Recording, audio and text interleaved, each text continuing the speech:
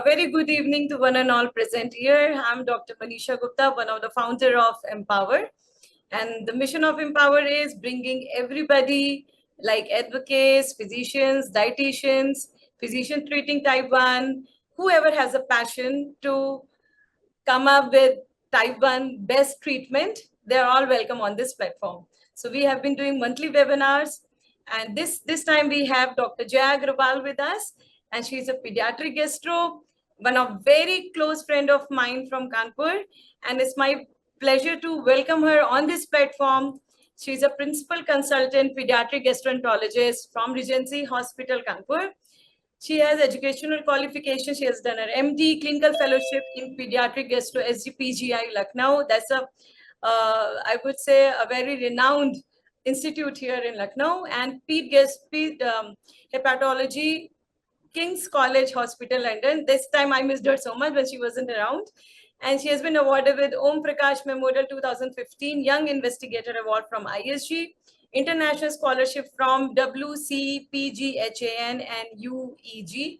She has so many publications, and she has always been my guiding star so far. So let's learn about the gut health.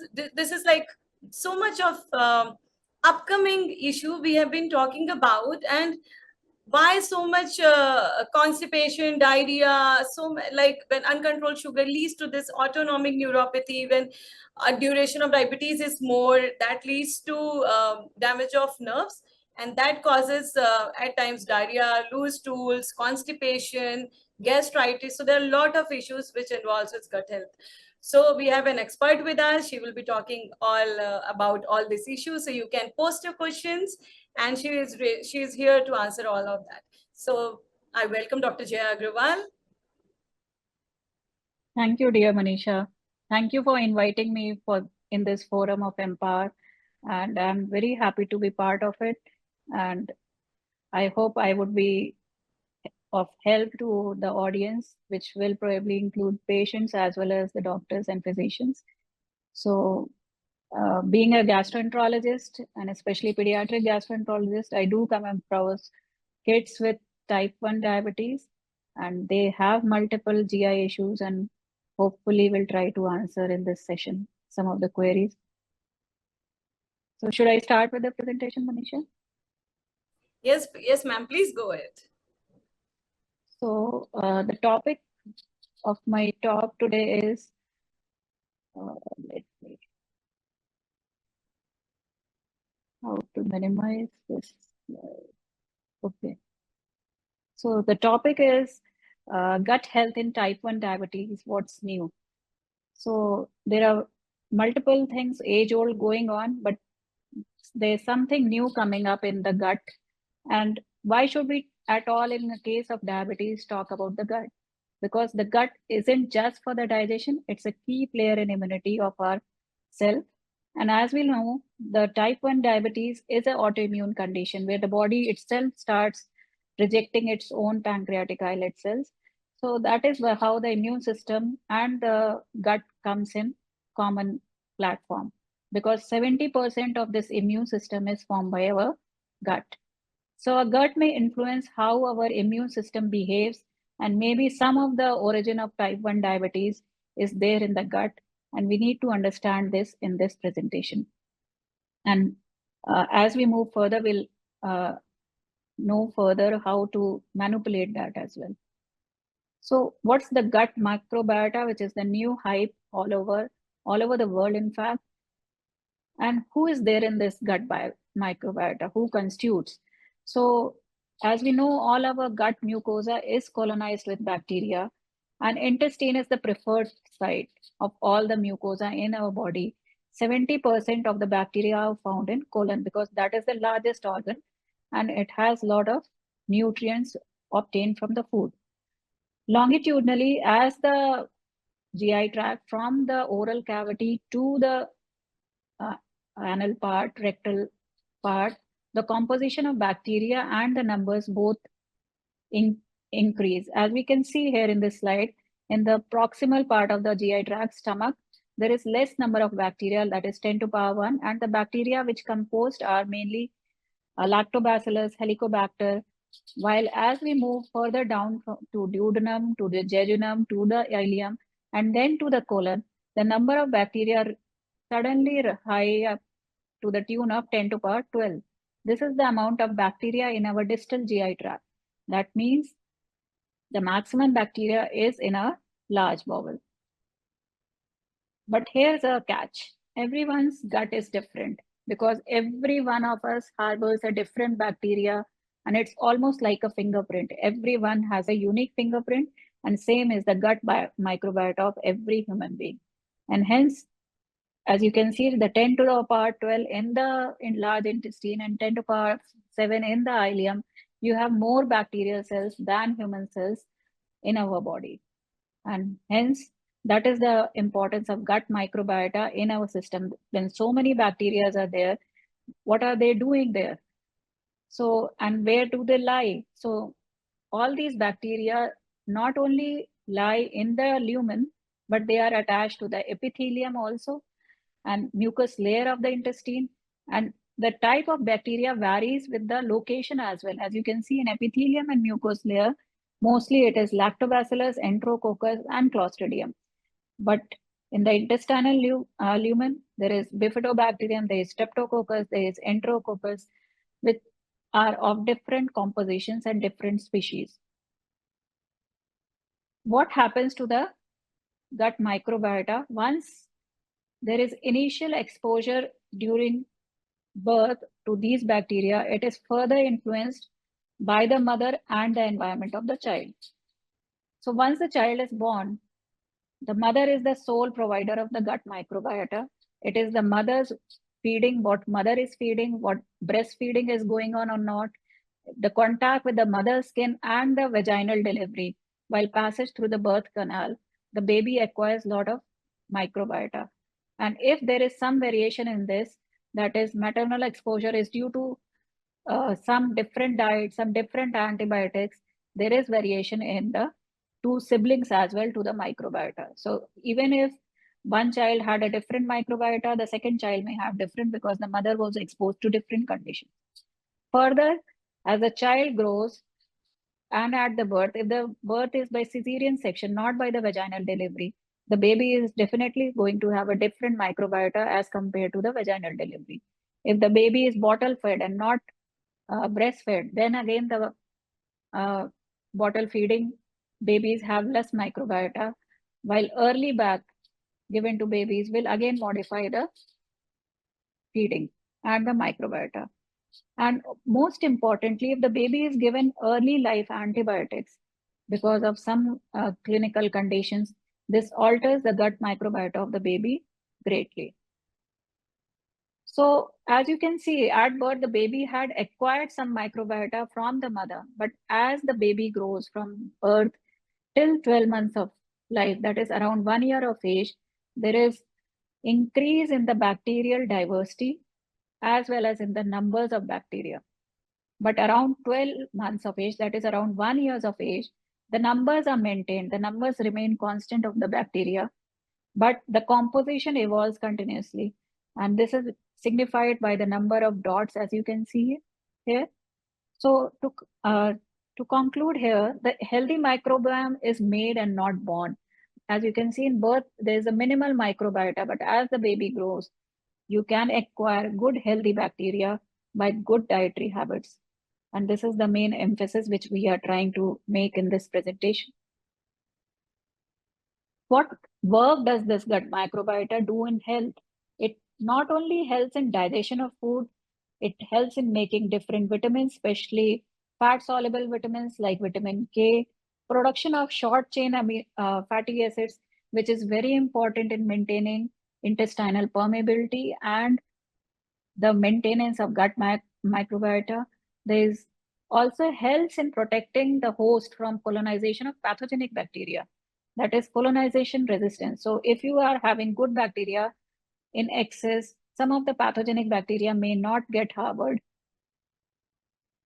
And once this dysbiosis happens, that is the amount of good bacteria in the system is less, while the pathogenic bacteria becomes more, there is a dysbiosis. And this is a very new concept which is coming up for last 5-6 years of dysbiosis, and what we have learned till now, that with this dysbiosis, there is a reduction of protective metabolites like short chain fatty acids, there is increase in intestinal permeability, there is amplification of T cell effector function in gut, and it leads to molecular mimicry. That is, the autoantibodies are formed and the body starts destroying its own islet cells and leads to manifestation of type 1 diabetes. And this is how a new major shift in the management of type 1 diabetes is ongoing. And a lot of discussion is going on this. And intestinal dysbiosis as such has been contributing to a possible disease factor in multiple disease besides type 1 diabetes. It is in type 2 diabetes also, various inflammatory bowel disease, obesity, and autism as well. So what are the gut changes one sees in type 1 diabetes? Is in healthy state, you see very high species of bacterial richness. There is resistance to environmental perturbations. There is tolerance between various signals. But in the aberrant microbiota where type 1 diabetic patient is there, it is very well studied now that there is a decreased microbial diversity. There is reduced proportion of various good bacteria. And what are these good bacteria? Like lactobacillus, bifidobacterium, Akkermansia, and there is a lower firmicutes to bacteroids ratio and reduced short chain fatty acid biosynthesis. This is well established, and this aberrant microbiota is consistent throughout all type 1 diabetic patients. To simplify this finding, one can say that there is a lower diversity of gut bacteria than healthy in type 1 diabetes. There is more inflammation promoting bacteria, and these changes may start way before diabetes have even shown up.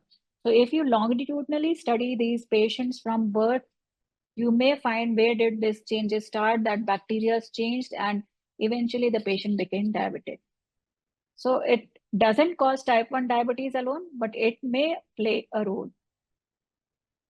And this is one of the landmark studies in recent times published in Nature, where they have diagnosed type 1, they have prospectively studied type 1 diabetic patients and aim to identify the environmental causes causing these type 1 diabetes. This was a 6-center study across US, across Europe, and almost good number of type 1 diabetic patients, 101 patients were followed up along with their sibling, which were non-diabetic, with a genetic predisposition for type 1 diabetes, and their stool samples signifying their fecal microbiota were collected at periodical intervals starting from the age of 3 months.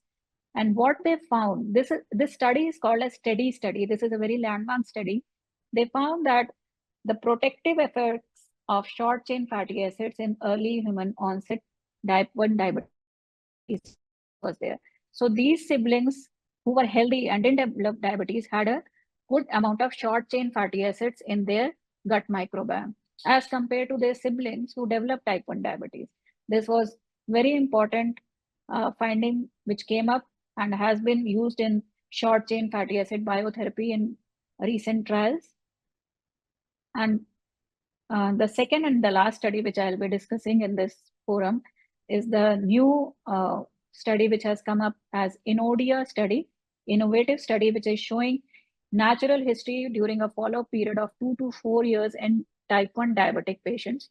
And what we all know that gut microbiome is implicated in type 1 diabetes. But post-diagnosis, once you have a type 1 diagnosed patient, does gut microbiome contribute anything thereafter? And what they found that there were 21 bacterial species which were consistently increased during first 2 years of diagnosis, and of which one of the bacteria like Faecalibacterium was inversely associated with HbA1c levels, and individuals with rapidly decreasing C-peptide levels had the lowest gut microbiome diversity. So what does this impact on clinical practice is that if we modify the gut microbiome with pre, pro, or postbiotics, we may slow down the disease progression of these type 1 diabetes or improve their clinical status at least. So microbiome profiles is linked definitely to the disease progression, and this INODIA study concluded that. This is recently published in Diabetology 2024. So after these studies, what should we conclude? Why all these study matters? Because now we know for sure that gut health is affecting blood sugar regulation in insulin sensitivity and inflammation. And hence, some gut targeted therapies like short chain fatty acid could help in future. There are emerging ideas if introduction of probiotics, prebiotics, and diet changes can help in stopping the progression or at least slowing down their progression of these type 1 diabetes. So what does this mean for our patients and patient care teams, our doctors, as well as patients? What we can do, understanding that gut microbiota is so important in type 1 diabetics. We can change our lifestyle, we can change our diet. And what should we include more in our diet is fermented food, because it has increased amount of microbiota. Fiber-rich diet. Why fiber-rich diet? Because it is a food for all these bacteria. Good bacteria thrive on these fiber-rich diets. And time outdoors are low-risk ways to support good health. More we get exposed to environmental thing, we are promoting gut health diversity. Especially in context of Indian foods, fermented foods are being used since ages in our kitchen, like idli, chaach, curd, and these are natural probiotic powerhouses. Nowadays, we have a lot of preparations, ready-made preparations saying that we have probiotic added in our milk, we have probiotic capsule, we have probiotic uh, food, but these are naturally fermented food, which are natural probiotic providers. We don't need those additional marketing items which are marketed for probiotics. We have already them in our kitchen. Curd itself is a good probiotic. We don't need a curd with added probiotic as a tag. They boost beneficial gut bacteria. They support blood sugar balance and reduce inflammation, offering a very gut healthy diet approach in our culturally relevant phenomena. And then how to support this healthy gut once you have this, eat a variety of fiber-rich food. What does fiber-rich food compose of? It's a lot of green leafy vegetables, a lot of fruits, especially with seeds, like I would say pomegranate, guava. These are fruits with very high fiber content. Whole grains. I prefer not to advise a very refined flour for our patient groups, because whole grain has a lot of fiber. We shouldn't sieve and use extra fine maida or extra fine atta. Include fermented foods like, as discussed, chaach, curd. Kanji is one such food item, dosa, idli, pickles in Indian scenario. They have a lot of fermentation and a lot of good bacteria to promote. One should limit ultra processed foods and added sugar. These are very harmful. They promote more of harmful bacteria rather than promoting good bacteria. One should stay active. Even walking helps your gut, and one should avoid unnecessary antibiotics. This is an important message here. Unnecessary antibiotic usage is very common in Indian context. If we have fever, we start antibiotic. If we have cough, we start antibiotic. This is how we change our gut microbiota unnecessarily.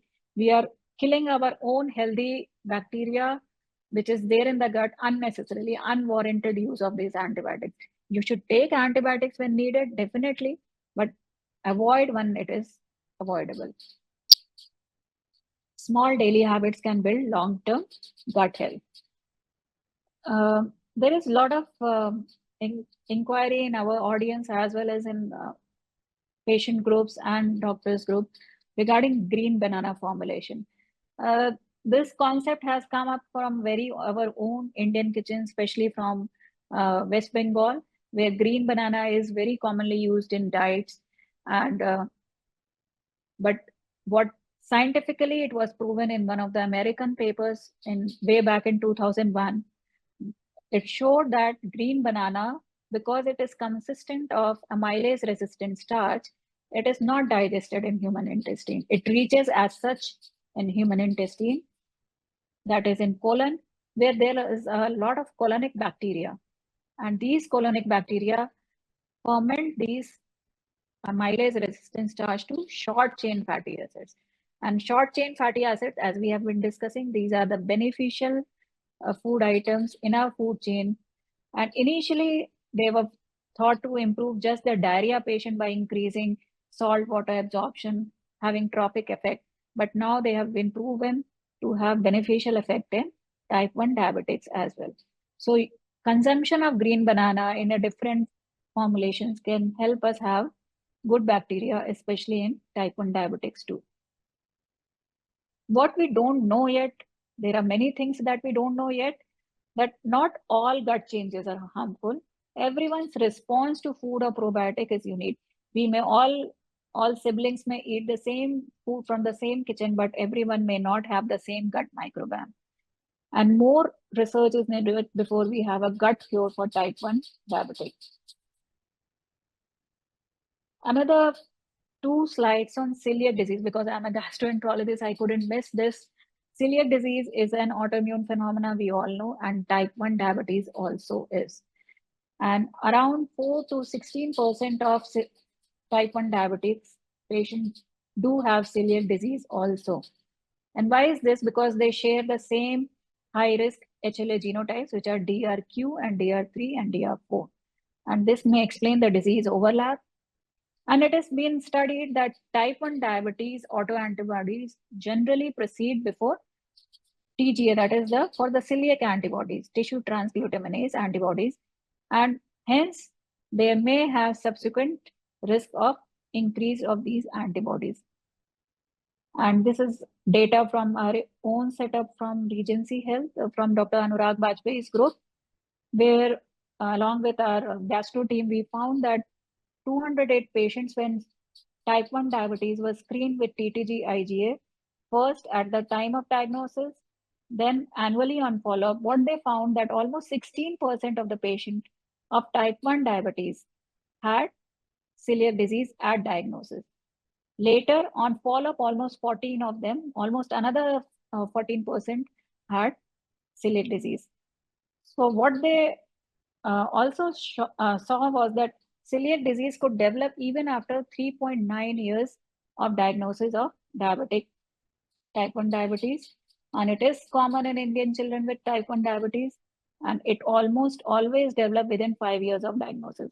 So to all diabetologists out there, if you are seeing type 1 diabetes, please get a TTG screening done for all of your patients. And don't miss it annually if it was negative at the first setup. Get it done until 5 years of diagnosis. You may find a celiac disease patients, and most of them you will find that these type 1 diabetics, this celiac disease, if they are undiagnosed, they have very erratic sugar control.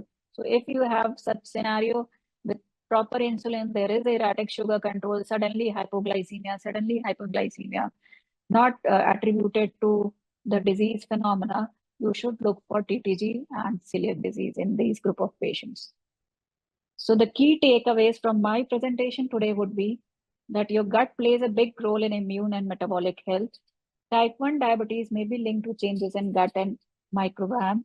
Simple lifestyle choices of good food, healthy food, homemade food can support gut health. Research is exciting in the field of gut microbiome, but it's not conclusive yet to give a personalized treatment for our type 1 diabetics. What's there in the future? We have fecal microbiota transplantation undergoing in the form of capsules. We have short chain fatty acid biotherapy, which have early promise, but they are still not standard of care. They are in trial settings currently. And if these studies succeed in their trials, we may have very soon personalized gut targeted treatments to prevent or slow type 1 diabetes. Thank you all for patient hearing. I'll be glad to have any queries and questions from the audience. Thank you so much for very lucid, clear, and fantastic presentation. Thank you so much. Even I learned like how beautifully a mother herself transits these gut microbiota to the child through delivery process and feeding and lactation, and the child gets it from her, and then from toddler to childhood to adulthood, it keeps growing. So it's a beautiful process of developing a healthy gut or unhealthy or whatever, but the mother is the key source, I would say. Yeah, So definitely. that's beautiful. I just thank you for this beautiful learning today. Even I was like, I came up with a lot of questions by myself. Even our audience has. So let's take it one by one. So, Sure. you mentioned about this Inodia study is Right. about pre and probiotics will eventually slow down the further progression of type 1 diabetes. So, do you really like recommend or think like um, anybody will begin to take this pre and probiotic and eventually will like further slow down of the complications happen because of diabetes or a good glycemic control? Do you think like any role in this case? So what we know from this study for sure is that there is a different gut microbiome in this set of patients who are diagnosed at type 1 diabetes. And within 2 years, there's a different gut microbiome. If we alter it, how is it going to benefit it? That is still under trial. The people are still studying. This is the just came up last year, this study. So to give any conclusive advice on that would be harmful.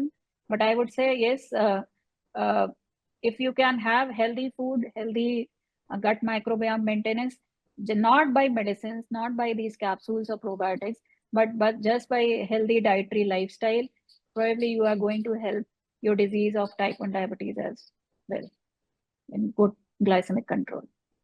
Okay, okay. So like those bottles in form of enterogermina, sorry, I'm taking out the name here, containing this lactobacillus or different. So do you recommend that? Definitely not. No? Definitely not. And if I may be allowed to say, I don't know if with the pharma sponsoring is a probiotic company or not, but there is a lot of issue regarding the stability of this microbiota in these preparations. In Indian context, we have extremes of temperature, we have a lot of temperature variations around the country. How usefully these gut microbiota, which are mentioned in that preparation, are being transferred, that is very doubtful. So I won't recommend as of now. So do you recommend like ripe fruit, unripe banana, raw banana, or ripe mangoes? How you should consume it for your Uh, healthy gut? Definitely, as I said, green banana is proven in various studies to have short chain fatty acid in excess. And as I said in previous studies as well, if we can maintain good short chain fatty acid store, it is beneficial. So definitely green banana has some role in type 1 diabetes if you can consume it in various preparation. I generally recommend for my patients with diarrhea, persistent diarrhea, and it does wonders. So green banana diet is definitely helpful. Mango, there are no definite studies to prove as such, but I assume that mangoes in both form, ripe and unripe, is going to be beneficial because it has bacteria, good bacteria. Okay, and veggies. Do you recommend for anything, any vegetable which is for good health, like good gut? So vegetables are natural prebiotic. We take a lot of prebiotic formulations, but instead I would say if we can take veggies, high fiber food, salads, uh, maybe whole fruit instead of apple, I would say take the apple with the peel. It will have more of good bacteria and rich fiber content, which will be a feeding ground for the bacteria to increase their growth. So definitely salads, green salads are helpful. These days, I was just going through a reel, like you mentioned, so much about fermented food. Like that contains really good bacteria, and it's about leftover rice, refrigerated rice, leftover chapati, and you just mix it with curd and have it. So does it really work for the good health? I assume so, yes, because they have good bacteria. But instead of leftovers, I would say if it is freshly prepared, it would be better. But Okay. home food is definitely, instead of taking a capsule of probiotic, I'll definitely say that if you can mix and match various home food preparations, It is having a much good bacteria content than the market preparations. Okay. And you mentioned about the celiac disease, and you mentioned about this TTD, tissue transglutaminase. So how frequent a child who is suffering from this celiac and type 1 should get it done? So at diagnosis, once you make a diagnosis of type 1 diabetes, definitely at that moment, and at least annually thereafter till 5 years of diagnosis. Okay. Because sometimes initially the antibody response is not there, the child is very sick at the diagnosis of type 1 diagnosis, but the antibody response may get mounted once the child is better. So as we said in the previous study that I quoted, almost till 5 years of diagnosis, they could see type 1 this celiac disease being diagnosed. So until 5 years of diagnosis annually. Okay, okay. So like even for the lactose intolerance, the patient has this, if they consume milk or anything like that. So to differentiate it between these two, I think endoscopy plays a major role. Definitely, for tissue, for celiac disease, you should have a TTG antibody positive.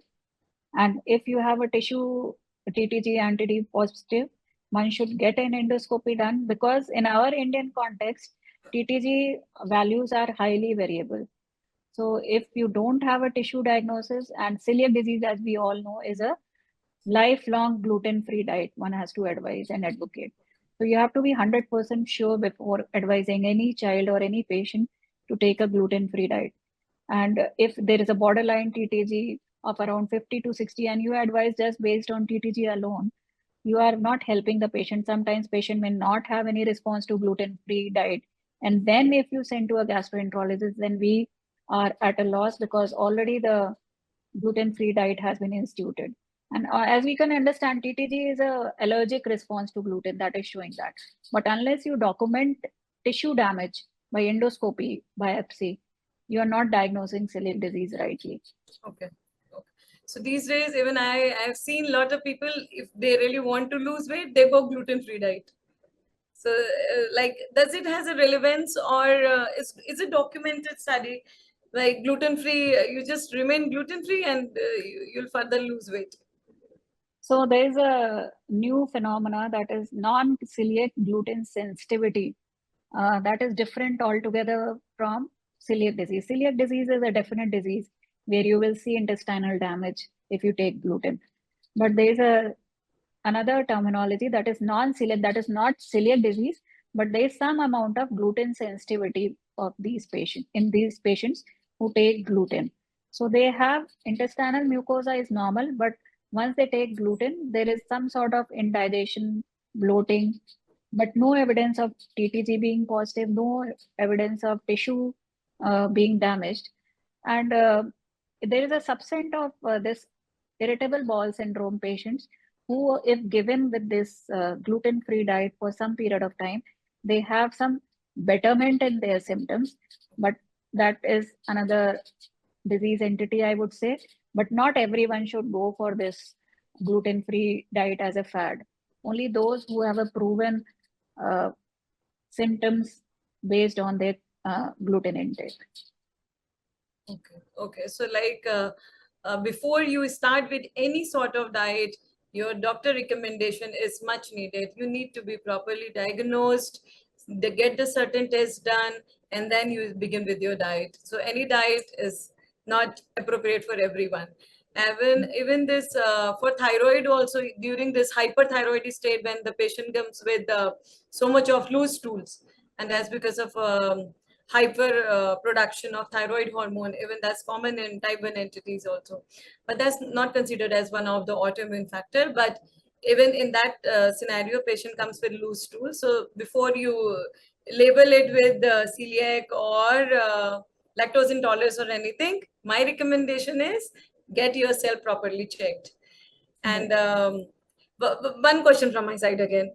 So Yeah. this is like you mentioned about this fermented food. So once Mhm. we ferment the food, so does not this complex carbohydrate change into simple carbohydrate and get rapidly absorbed and causes high like sugar peaks.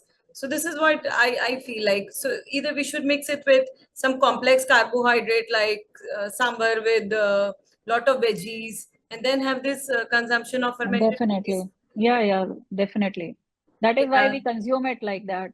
Probably that has been a age-old tradition to have sambar with idli, Yes. dosa batter with idli, dosa batter with sambar and veggies. Yeah. Definitely. So Combination is if always best. yeah, so if at all you the audience got the message of idli is very good fermented food, agree, but you need to combine it with sambar with lot of veggies and more of sambar and less of idlis. Otherwise, the sugars will go haywire, and you will keep wondering why this is happening. So now coming back to our audience questions. First question is from Nasreen.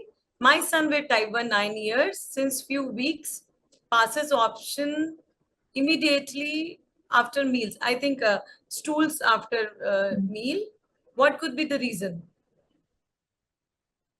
So I think the mother is Post meal trying to, defecation. Yes.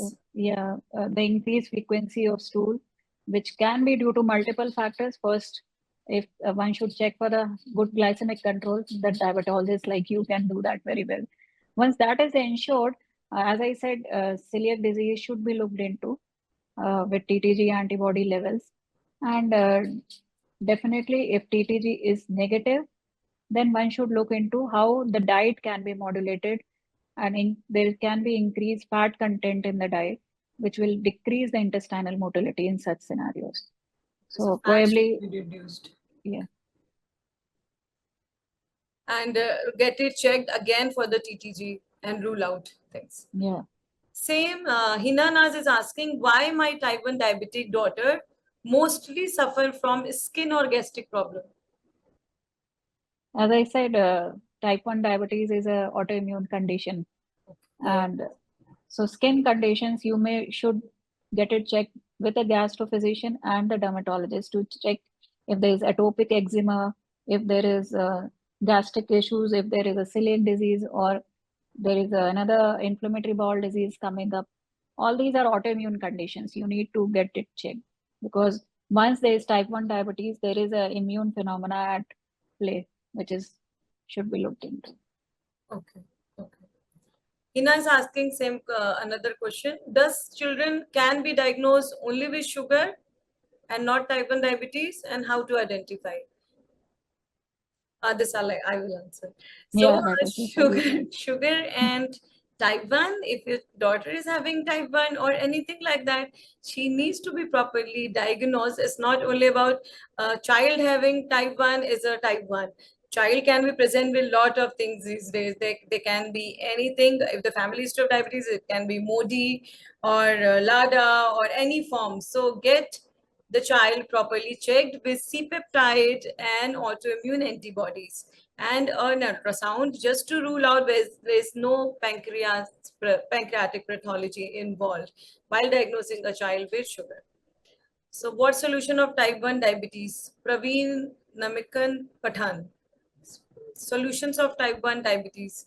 Uh, You shall answer this. You So are the solutions expert in like this. just take care of your diet, sugar monitoring, and walk and follow a healthy lifestyle.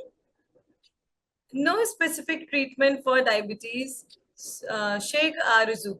Sheikh Arzu, there is get yourself properly checked from your doctor, from your treating physician, and then get properly your HbA1c and the test done, and ask for the specific treatment from your treating physician. That's how it should be.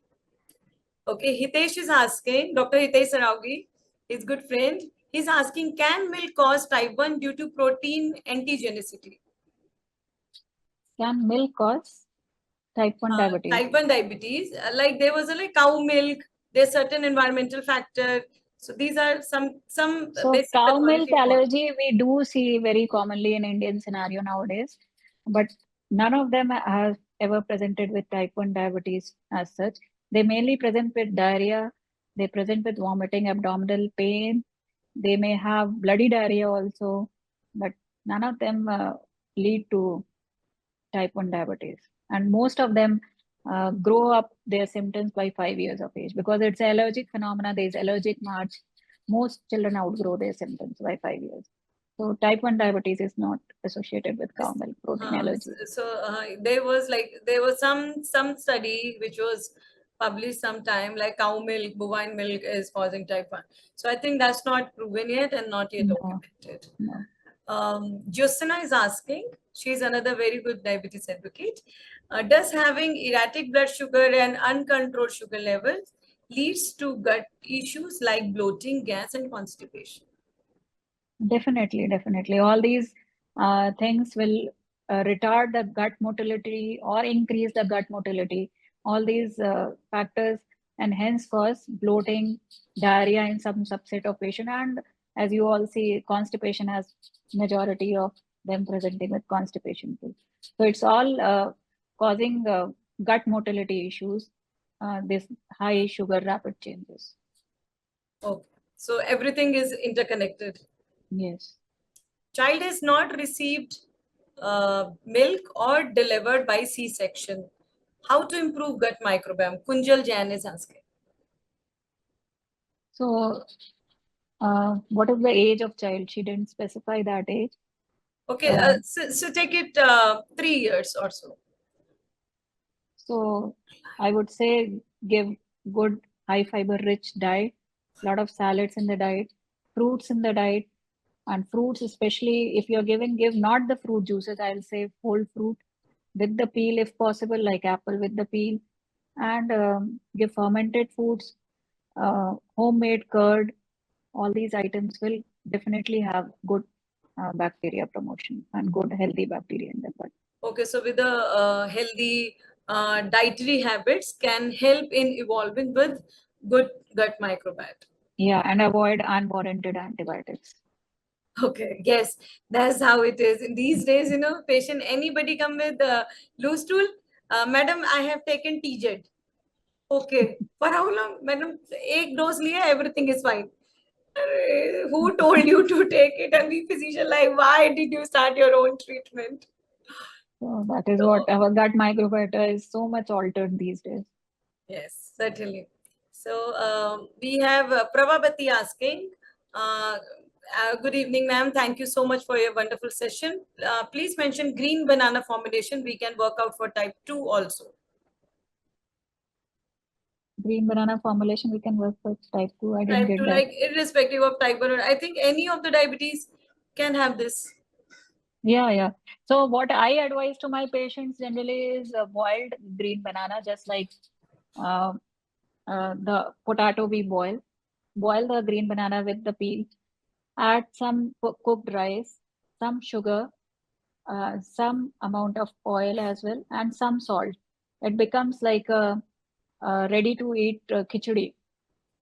Uh, and that is how that green banana diet I advise my patients. So But probably we one cannot have it with sugar. So can salt be added? some amount of sugar if you can avoid, but add some sort of natural sugar. Maybe Stevia and all? yeah, just to give flavor Okay. because otherwise it appears very bland. Okay. Okay. So Salt is definitely there, but some amount of stevia probably. so this plays like banana and rice combination. Yeah, makes Give it a more dash of, palatable. Makes it okay, more with dash of ghee and all, it becomes yes. a complete meal kind of. Yeah. It's very nutritious and healthy bacteria are also promoted by it. Okay. So Pallavi wants to know about, can celiac disease occur after 10 to 15 years of diagnosis of type 1? It may. If you are having symptoms of suggestive of celiac disease like abdominal bloating, diarrhea off and on, you should get yourself checked. Anemia, bone pains, get yourself checked. Okay. So like get yourself checked. If you're suffering from type 1, get yourself regularly checked with IgA. That's the test. If it's positive, it's, I think more than 20 is the cutoff. Yeah, it depends on the lab, but most labs use more than 20 years. Cutoff TTG should be done. And then get yourself endoscopy done, get a tissue biopsy, get it confirmed, and then you begin with this gluten free. Gluten free diet, right? Right, right. Perfect, Dr. Manisha. Okay. Pallavi also wants to know about how to treat irritable bowel syndrome in type 1. Irritable bowel syndrome is a altogether different Entity, game. I would say. A big topic to discuss. Yeah, you need to be in touch with the gastroenterologist for the same, I would say. And it has something to do with your brain also, right? Gut Yeah, yeah, brain axis, if your yes, brain is fine. So, like, you're yeah, not too much stressed. yeah. Not just the diet, some medicines to calm your mind, some exercise to help your gut improve in their motility.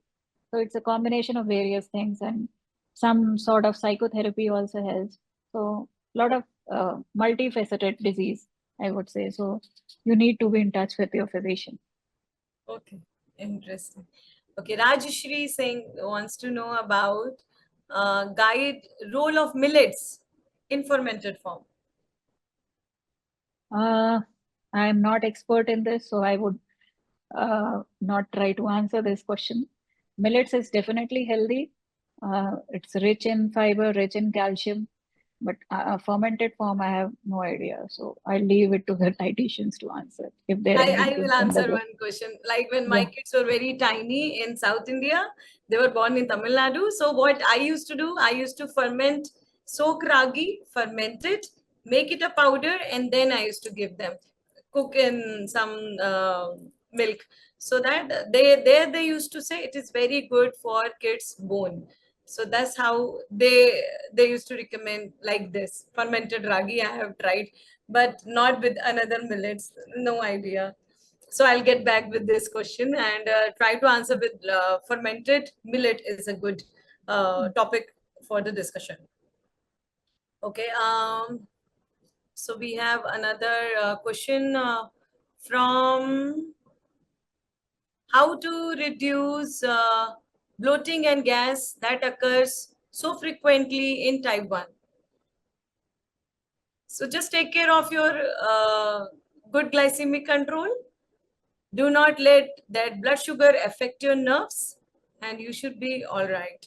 By consumption of healthy vegetables, fruits, regular frequent small meals will certainly work best for you, right? Okay.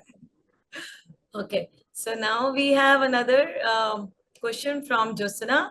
What could be the reason for bloating and gas after consuming protein and high fiber food? Does it slow down the digestion?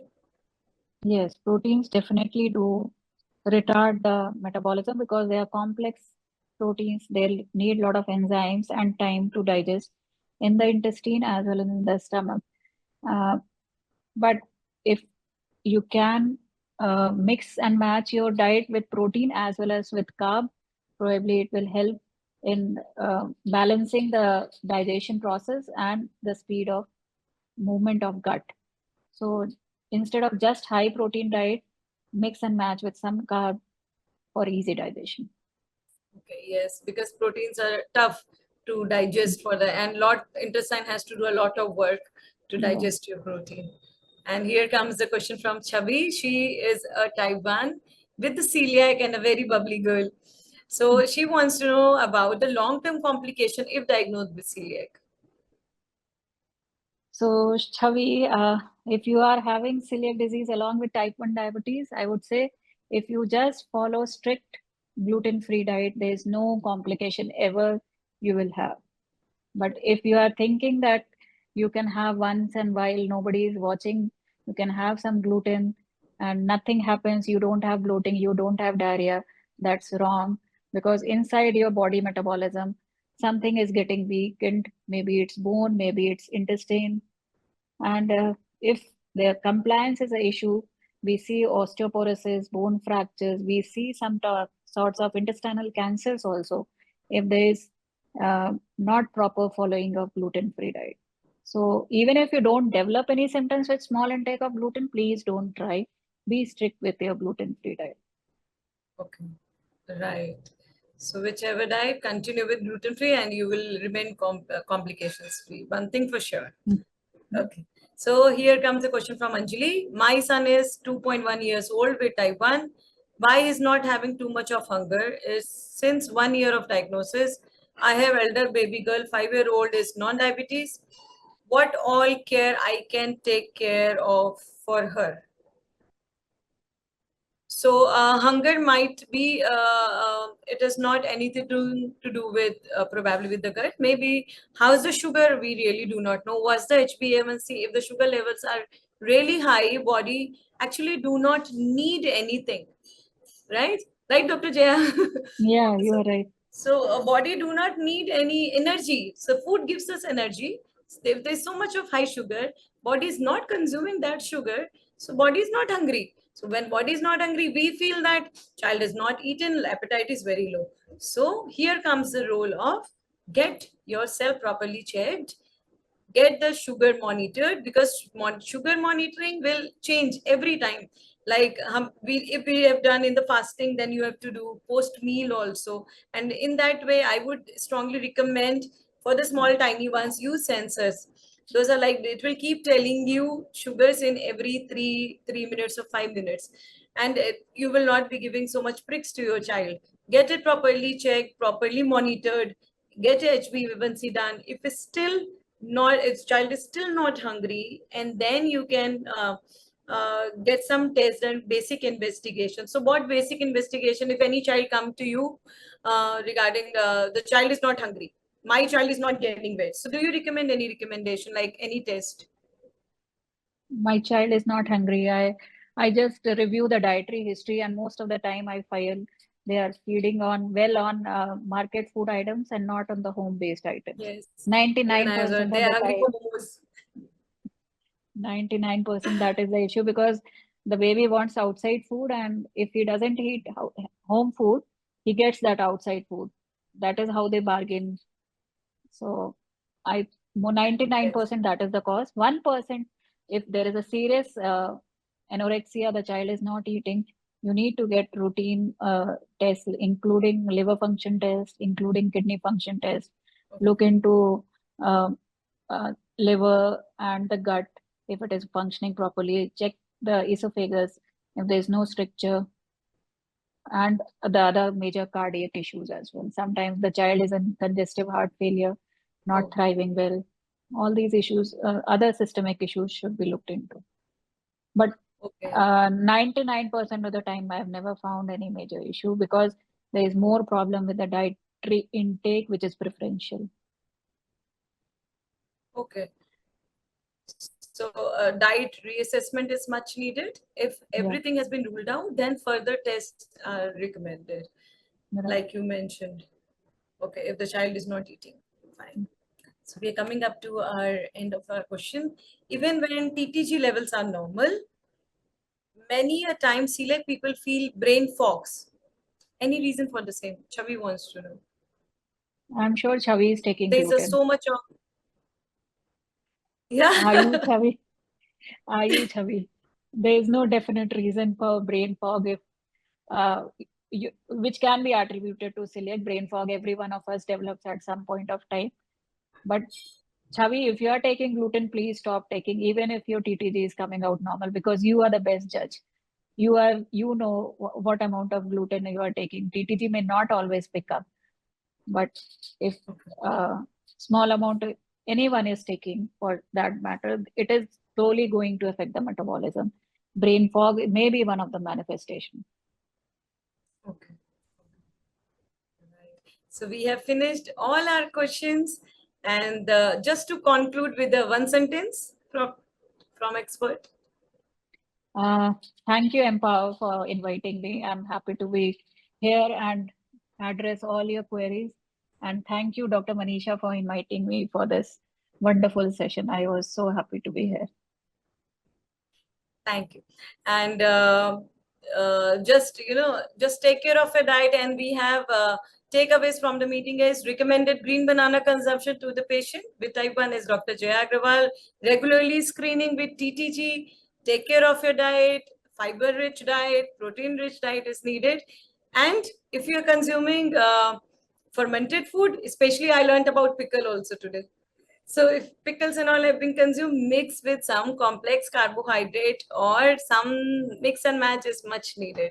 Okay, so thank you so much for being with us, patient hearing, and thank you entire tech team of USB for being there always with us. Thank you so much. Good night. Take care. Bye-bye. Have Bye. a Good great night. weekend. Bye.